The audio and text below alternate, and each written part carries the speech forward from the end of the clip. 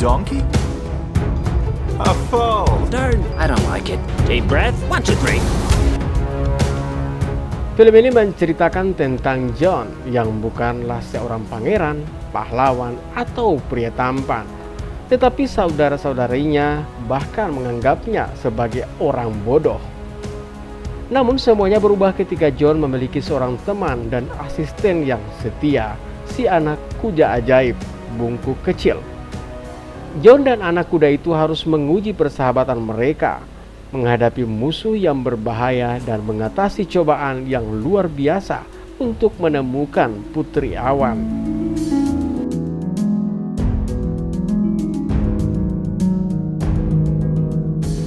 Bagaimana kisahnya? Langsung saja simak di alur cerita film selengkapnya.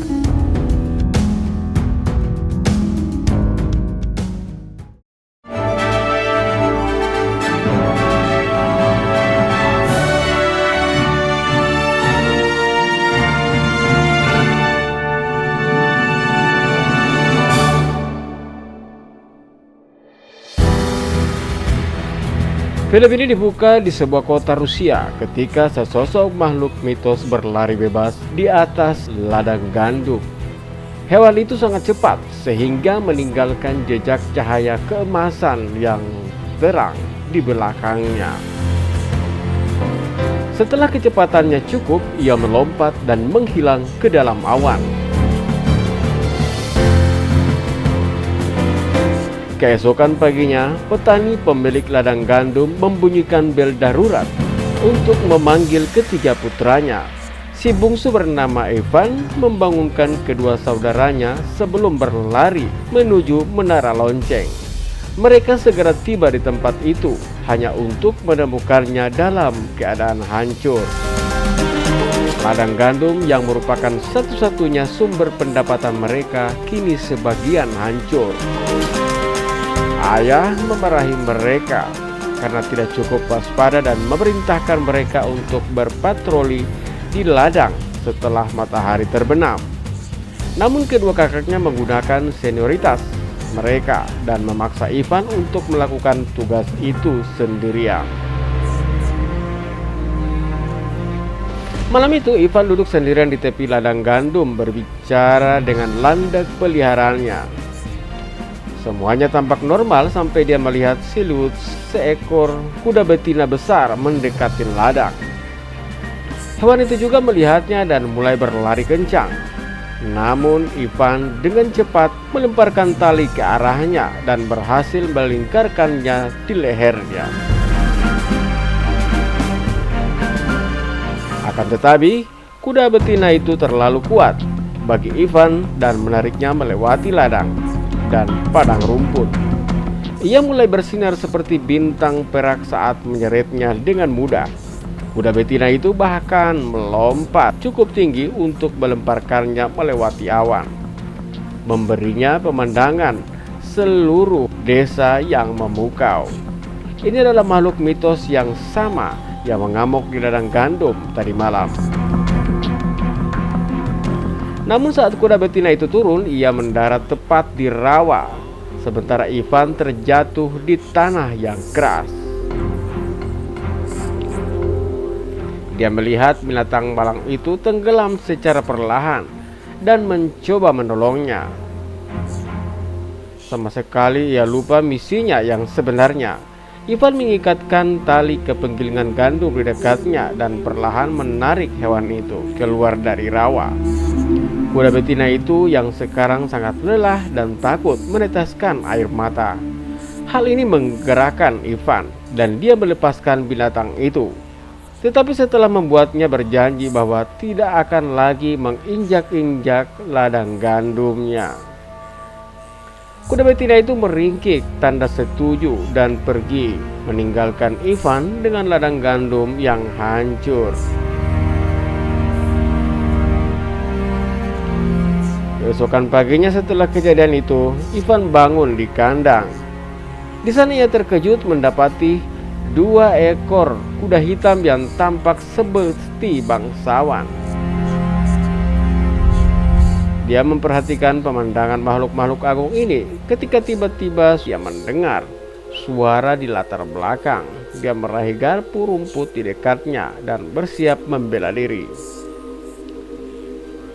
Namun saat Ivan mendekati sumber suara tersebut, ia terkejut karena menemukan seekor anak kuda ajaib yang bungkuk. Hewan itu bahkan dapat berbicara seperti manusia. Foal memberitahu Ivan bahwa yang ditimurnya tadi malam itu adalah ibunya, dan dia telah menghadiahkan kedua kuda ini kepadanya. Foal juga akan tinggal bersama Ivan agar manusia itu dapat mengajarinya bagaimana menjadi jiwa yang baik. Tidak lama kemudian, petani tua itu berteriak dengan marah ketika melihat keadaan ladangnya.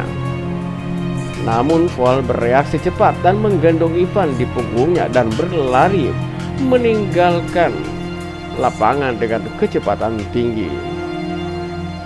Sepanjang perjalanan, Ivan mengungkapkan keinginannya untuk menjual kuda-kudanya untuk mendapatkan sejumlah uang yang sangat dibutuhkan.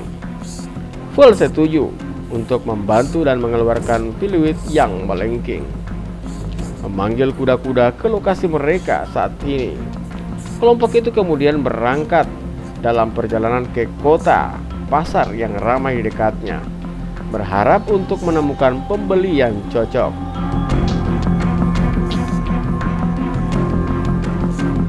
Sampainya di sana, beberapa pembeli yang bersemangat segera menghujani Ivan dengan tawaran untuk kuda-kuda kerajaan.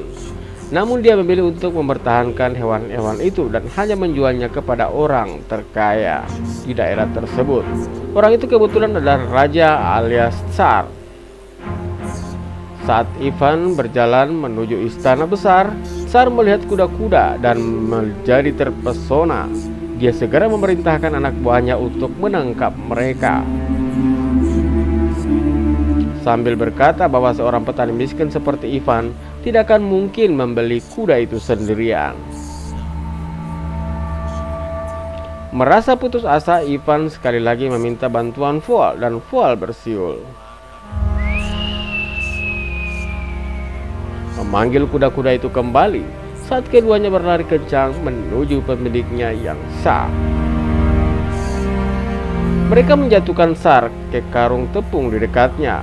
Hal ini membuat sang raja sangat marah, namun dia tetap tenang di hadapan masyarakat yang berkumpul. Setelah ini, Ivan mengusulkan perdagangan meminta 2 topi perak sebagai ganti kuda-kuda tersebut. Namun salah satu pejabat istana menegaskan bahwa kuda harus tetap berlari kembali ke tuannya.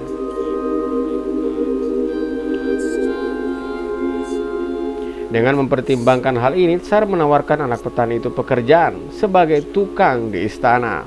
Ivan yang sangat naif menerima tawaran itu tanpa berpikir 2 kali. Kerumunan orang yang berkumpul juga mulai bersorak untuk anak laki-laki biasa itu yang menjulukinya sebagai si pembisik binatang.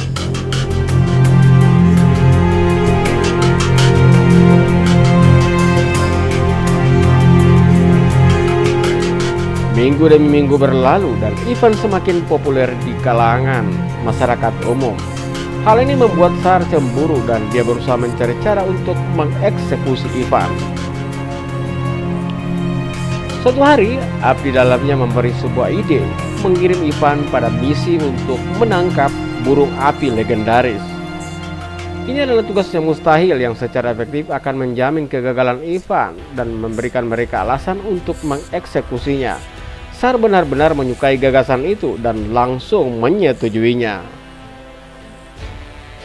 Kemudian ketika Ivan mengetahui tentang misi tersebut, ia bertekad untuk menyelesaikannya.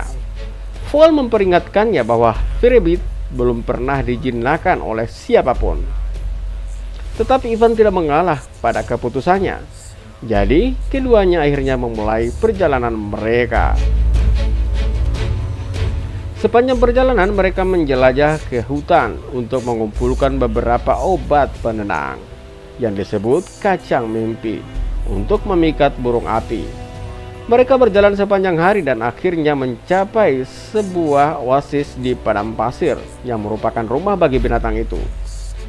Di sana mereka melihat peringatan tentang keberadaan pasir cair. Namun Ivan mengabaikannya dan melempar kacang mimpi itu sebelum bersembunyi di dekatnya.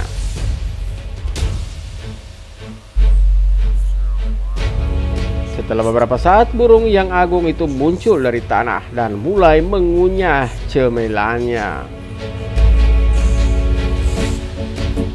Kacang penenang itu mulai memabukkan burung itu, tetapi sebelum tertidur ia memperhatikan dua pemburu gelap.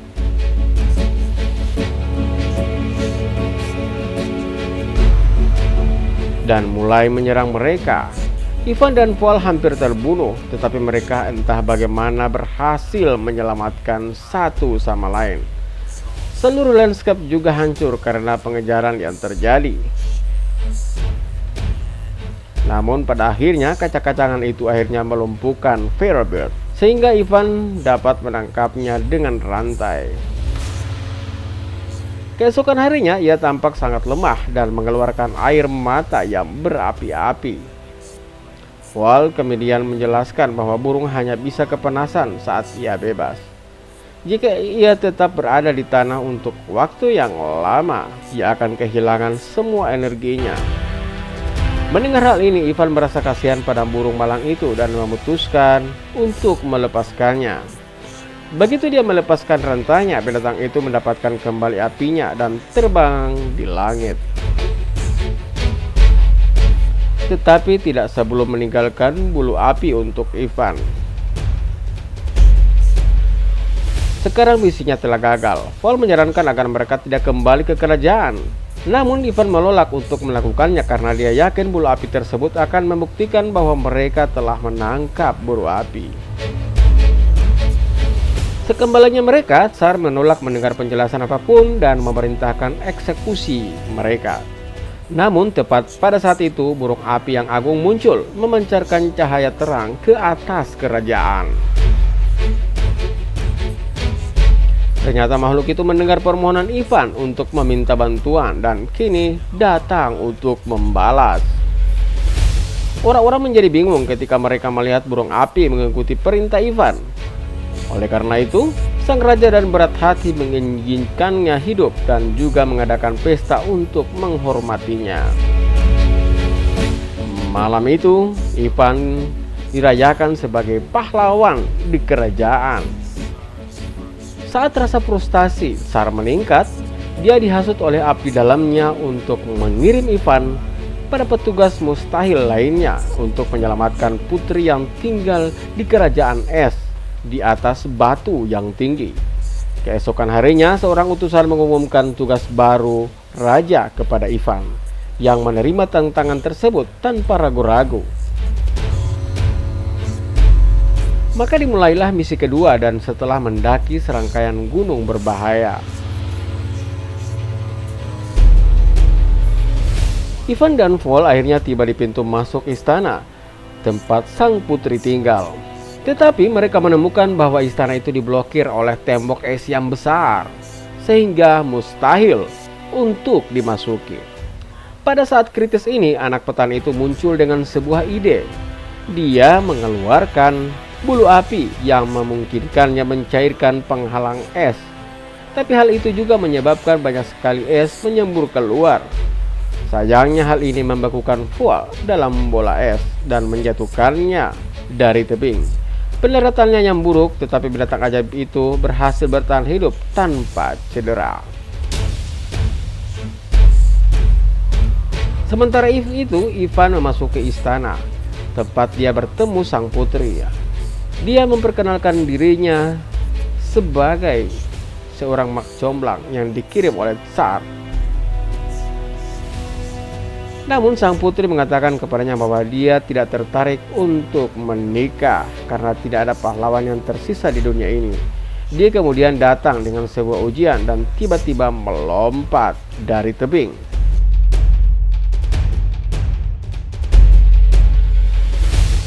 Ivan terkejut dengan kejadian tersebut, namun ia segera mengikuti untuk menyelamatkannya. Terkesan dengan keberaniannya, sang putri mengembangkan gaungnya sebagai parasut dan mulai turun perlahan. Tapi si idiot Ivan secara tidak sengaja menusuk gaun itu, menyebabkan mereka berdua terjatuh dengan kecepatan tinggi. Tampaknya mereka akan mati, tetapi Vol muncul dengan sepasang sayap baru dan menyelamatkan keduanya. Malam harinya ketiganya berkemah di tengah hutan sebelum melanjutkan perjalanan kembali ke kerajaan.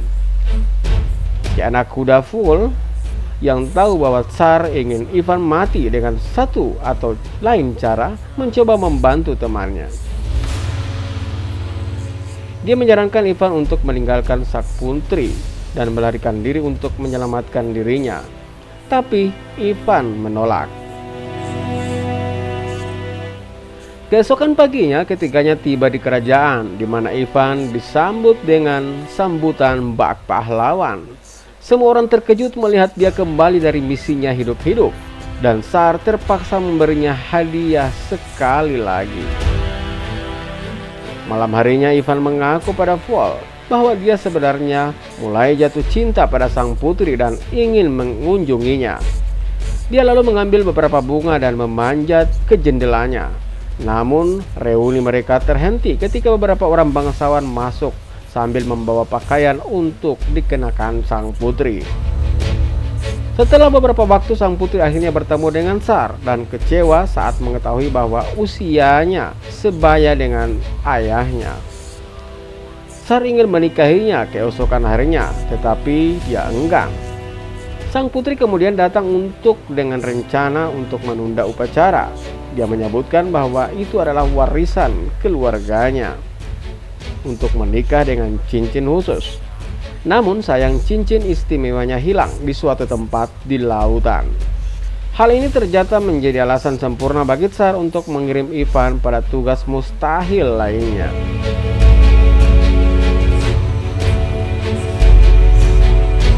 Pada malam yang sama, anak kuda ajaib terlihat roh seekor paus terbang tinggi di langit. Vol berbicara dengan matahari, bulan, dan angin dan mengetahui bahwa cincin sang putri ada di dalam perut paus raksasa yang kini telah berubah menjadi pulau. Pada dini hari, Vol menaruh Ivan di punggungnya dan terbang langsung ke tengah lautan. Ivan secara tidak sengaja jatuh di dalam air dan menemukan paus raksasa yang diikat dengan rantai. Vol kemudian berhasil berkomunikasi dengan paus tersebut dan mengetahui bahwa ia dimasukkan ke dalam rantai oleh beberapa pelaut sebagai hukuman. Ternyata ini adalah hukumannya karena melahap beberapa kapal hanya untuk bersenang-senang. Dia masih muda dan naif saat itu, tetapi sekarang dia menyesali tindakannya. Paus itu kemudian meneteskan air mata yang memberi Ivan ide cemerlang, membuatnya bersin dan melepaskan diri dari rantai.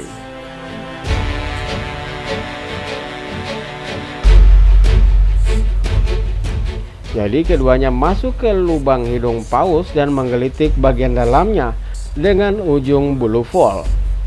Rencananya berhasil dan binatang raksasa itu mulai berjuang untuk menggaruk dirinya sendiri. Dalam prosesnya dia melepaskan diri dari semua rantainya dan juga melepaskan kapal-kapal yang terjebak setelah puluhan tahun.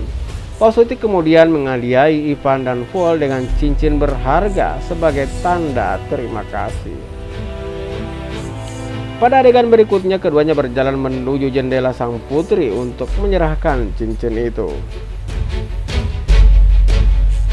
Namun kehadiran mereka tidak luput dari perhatian para pengawal dan seorang abdi dalam yang melihat mereka melalui teropong dan bergegas menangkap mereka. Keributan itu memanggukan Tsar dan meraih senjatanya dan bergegas ke jendelanya. Dia lalu dengan kejam menembak Vol tanpa ragu-ragu. Di sisi lain para pengawal menyerbu ke kamar tidur dan menangkap Ivan sambil menuduhnya mencoba menculik sang putri. Setelah semua rintangan teratasi, Tsar siap menikahi sang putri. Namun dia menuntut agar dia meremajakan dirinya melalui resep yang diwariskan dari neneknya. Dia mengharuskannya mandi dalam 3 kuali, satu diisi dengan air mendidih, yang kedua dengan air es, dan yang ketiga dengan susu mendidih. Merasa itu mungkin ada sebuah jebakan, seorang pejabat istana menyarankan Tsar untuk menguji kuali itu terlebih dahulu pada Ivan. Malam itu sang putri diam-diam menceritakan kepada Vol bahwa dia tahu cara melewati ujian peremajaannya. Dia mengungkapkan bahwa melempar cincin neneknya ke dalam kuali pertama, bulu dari Firebeard ke dalam kuali kedua, dan bunga kehidupan kematian yang tumbuh di ujung dunia di kuali ketiga akan membatalkan efek mematikan dari masing-masing kuali. Vol yang terluka oleh tembakan sebelumnya, ia tahu bahwa itu adalah misi berbahaya yang dapat mengakibatkan kematiannya. Namun demi sahabatnya, ia berusaha mencari bunga mistis itu. Dia kemudian menggunakan kecepatan kilatnya untuk melakukan perjalanannya ke ujung dunia. Vol akhirnya menemukan bunga itu, tetapi bunga itu memperingatkannya bahwa siapapun yang memetiknya akan menunggu kematian. Meskipun ada peringatan yang tidak menyenangkan, Vol memetik bunga itu untuk menyelamatkan Ivan. Keesokan harinya, Tsar menyatakan bahwa ia memberi Ivan kesempatan untuk menebus dosa-dosanya dan memerintahkannya untuk melompat ke dalam kuali. Yang terakhir percaya bahwa ia akan segera mati. Jadi ia dengan berani menyatakan cintanya kepada sang putri. Ia lalu melompat ke dalam air mendidih. Tapi saat itu juga sang putri melemparkannya cincinnya ke dalam kuali pertama, membantu Ivan untuk muncul tanpa cedera. Di kuali kedua, burung api menjatuhkan selai bulu yang membuatnya tetap aman sekali lagi.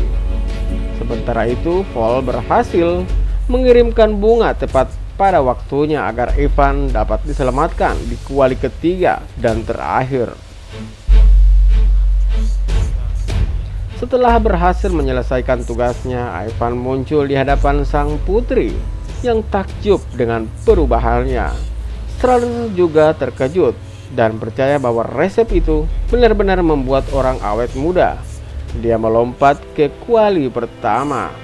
Namun saat ia melakukannya, sebuah gelembung besar muncul dan membawanya masuk ke dalamnya. Orang-orang kerajaan hanya menertawakan kemalangannya dan malah mulai melantunkan mantra untuk Ivan. Mereka bersorak. Sementara itu, sang putri dan Ivan menyadari bahwa Vol hilang, sehingga mereka mulai mencarinya. Mereka segera menemukannya duduk dengan sabar menunggu kematiannya, karena dia telah memetik bunga mistis itu. Untungnya sang putri mengungkapkan bahwa peringatan bunga itu hanyalah sebuah ujian untuk menilai keberanian seseorang yang memetiknya. Dia juga menjelaskan bahwa jika Vol tidak mencabutnya, dia pasti sudah mati di sana. Mendengar itu, Vol dengan gembira bangkit dan memeluk sahabatnya. Dan film pun berakhir saat Ivan dan sang putri menikah dan mengambil alih kerajaan sebagai raja dan ratu yang baru dinobatkan.